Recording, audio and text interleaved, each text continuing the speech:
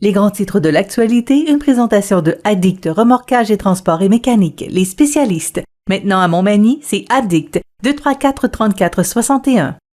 Addict Remorquage et Transport, des professionnels qui peuvent vous aider dans une situation d'enlisement ou simple remorquage. Grâce à ses équipements de haute performance, Addict c'est aussi le service de transport de tout genre et de mécanique.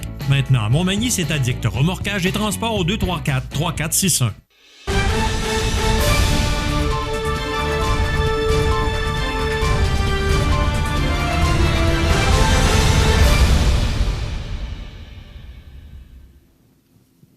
Les grands titres de l'actualité de ce mardi 9 août 2022. José Soucy, bon matin.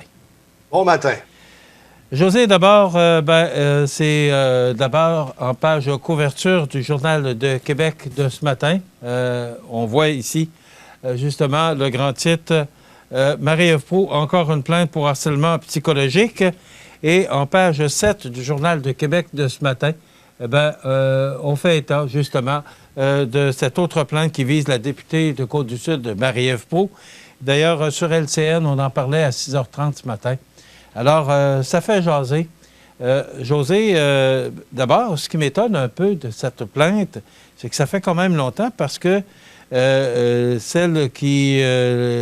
personne qui a déposé cette plainte, c'est Mme Laetitia Canova, selon le Journal de Québec, ex-attachée politique de Mme Proulx à Montmagny, qui était à l'origine de la plainte. Elle a travaillé auprès de la députée caquiste de septembre 2019 à janvier 2020. Je rapporte toujours le texte de Pascal Dugas-Bourdon du Journal de Québec.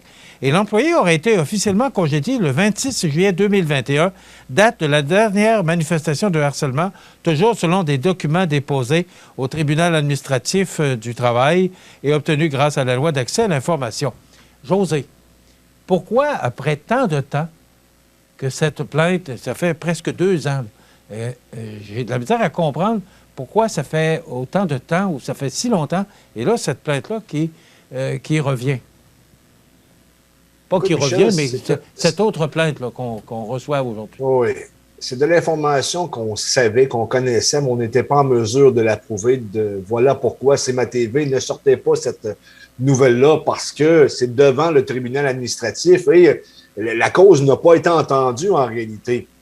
Sauf qu'on parle effectivement d'une plainte d'harcèlement psychologique, comme celle que avait déposée l'ex... je ne suis pas un chef de cabinet, mais le chef de bureau de Marie-Ève Proulx de l'époque, Christian Picard. Et d'ailleurs, il y a eu une entente hors cours, fait qu'on ne sait pas ce qui s'est déroulé en réalité. Donc, cet élément-là joue en faveur de Marie-Ève Proulx parce qu'on ne sait pas ce qu'il y en est. Puis, même s'il y a beaucoup d'allégations puis beaucoup d'histoires, n'en demeure pas moins que tu as besoin de preuves pour faire avancer une telle situation. Et là, ça n'est pas passé devant le tribunal administratif. Qui plus est, ce qui joue encore en faveur de Marie-Ève Proulx, c'est que, tu sais, elle a été officiellement annoncée, même que les pubs de la Coalition Avenir Québec parlent, on la voit dans les pubs de la Coalition Avenir Québec, en d'autres termes, je ne sais pas si ça a passé à CMA-TV, mais j'ai vu ça passer régulièrement sur Facebook, mais on est au mois d'août, c'est ce que je veux dire. Au mois d'août, là, les gens s'intéressent-ils réellement à la politique?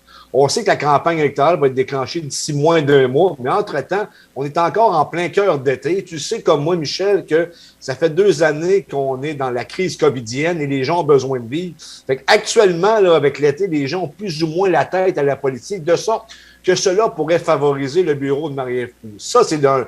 Deuxièmement, ce matin, j'ai appelé au bureau de Marie-Ève Proulx. J'ai parlé avec Thomas Bélanger, qui est l'attaché politique de Marie-Ève Proulx, et j'ai demandé est-ce que Mme Proulx est toujours candidate et sera candidate à la prochaine élection. Selon lui, il n'y a aucun problème en ce sens-là. Mme Proulx va demeurer candidate.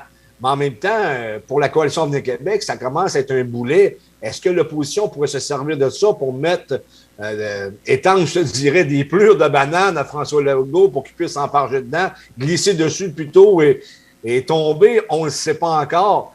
Mais je pense que ça va se régler, cette histoire-là, Michel. Là, ça va être les citoyens de Côte-du-Sud qui vont trancher la question à la prochaine élection, le 3 octobre prochain. Ils vont se dire collectivement, est-ce qu'on va encore de Marie-Ève Proulx ou on veut un autre député pour représenter la région? José, est-ce que... bon, là, elle a fait l'investiture. Elle est officiellement députée. Là. On ne peut pas... Oui, absolument. Pas députée, pardon, candidate pour la prochaine élection du 3 octobre. Absolument, Michel. Jusqu'à date, ça ne change pas. On devrait avoir des réponses au courant de la journée du bureau de Marie-Ève Proulx, là, parce qu'elle n'a pas le choix de répondre. Est-ce que ça va venir du bureau du premier ministre? Je ne le sais pas, mais je sais que du côté de la Coalition Avenir Québec, on prépare une contre-attaque, si on veut, ou une réponse concernant le front page du Journal de Québec de ce matin. Je veux dire, c'est pas la une directe, là, mais on est quand même sur le dessus du journal en question de l'édition de ce matin. Et on parle justement de février 2020, que le journal rapporte 14 départs dans l'entourage de Marie-Ève Proulx. Depuis son arrivée comme ministre, en août 2020, la ministre fait l'objet d'une plainte formelle de son ex-directeur de circonscription, comme tu l'as mentionné. En mai 2021, Marie-Ève Proulx perd son poste de ministre en raison d'allégations persistantes de harcèlement psychologique. Et en août 2021, une autre plainte pour harcèlement psychologique alléguée est reçue par le tribunal administratif du travail pour des événements qui auraient eu lieu en juillet de la même année. Simplement pour mentionner que hier, justement, tu parlais de Thomas Bélanger, qui est son attaché politique, et le 24 août, Marie-Ève Proulx sera dans nos studios. S'il n'y a pas de changement d'ici là, parce que Mme Proulx a accepté notre invitation. Ça se fait toujours là, comme on le fait avec M. Généreux et comme on le faisait auparavant avec les maires de Montmagny. Mais là, M. Lorrain a d'autres visées concernant les entrevues, ce qu'on respecte d'ailleurs. Mais Mme Proulx devait être avec nous le 24 août prochain pour parler des dossiers de la région, comme elle le fait avec le député fédéral. Écoute, mais Michel, on va en parler possiblement demain matin parce qu'il va y avoir évidemment des réactions du bureau de Marie-Ève Proulx. Cette histoire-là n'a pas fini de faire couler de langue, mais en même temps, on ne connaît pas encore la conclusion. Ça veut dire que demain matin, on en jasera quand même un petit peu à savoir s'il y a des dénouements concernant cette histoire-là. José, avec Québec 125, là, qui est un site là, pour des sondages, là, de projection, elle mène encore les sondages. Elle est encore bien en avant de ses adversaires là, dans le comté actuellement. Ah, absolument, Michel, mais Québec 125 n'est pas toujours précis. Je me souviens qu'à l'élection de Bernard Généreux, peut-être pas la dernière, mais la précédente, là, il était supposé se faire battre. Finalement, il a remporté haut la main son élection. C'est parce que c'est un cumul des sondages avec les derniers résultats qui font en sorte qu'on a un certain résultat qui indique une tendance, mais un bon candidat, habituellement, dans un comté, ça va chercher 5 %. Et Marie-Ève Proulx, avec toutes ces histoires-là qui circule à son sujet concernant le personnel de son bureau, bien, ça pourrait peut-être lui nuire. Et également, ça va jouer, si on le sait, là, c'est un secret de polichinelle, entre le candidat conservateur Frédéric Poulin, qui est très apprécié de la population. J'entends des bons commentaires à son sujet, qui campagne très bien actuellement, et Marie-Ève Proulx. Marie-Ève Proulx, la force qu'elle a, c'est pas le personnel, c'est le fait que la Coalition Avenir Québec draine tellement dans les sondages. Michel, dernier sondage léger, là, 44 % des intentions de vote pour la CAQ. Même si on est dans la région de Chaudière-Appalaches ici, où c'est plus favorable aux idées d'Éric Duhem et du Parti conservateur, elle est loin d'être battue.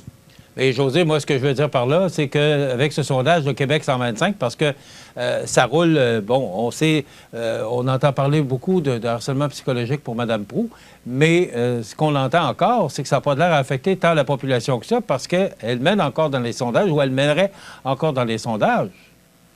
Bien, c'est ce que je te dis, Michel. En réalité, c'est simple. C'est le national qui vient porter secours directement au travail de terrain de Marie-Ève Proulx. C'est-à-dire que Marie-Ève Proulx, ici, elle a de la difficulté. Là. Il y a beaucoup de gens qui sont sortis contre elle, mais en contrepartie, le parti, mène tellement plutôt dans les sondages que ça pourrait favoriser sa réélection. Donc, je me répète, elle est loin d'être battue.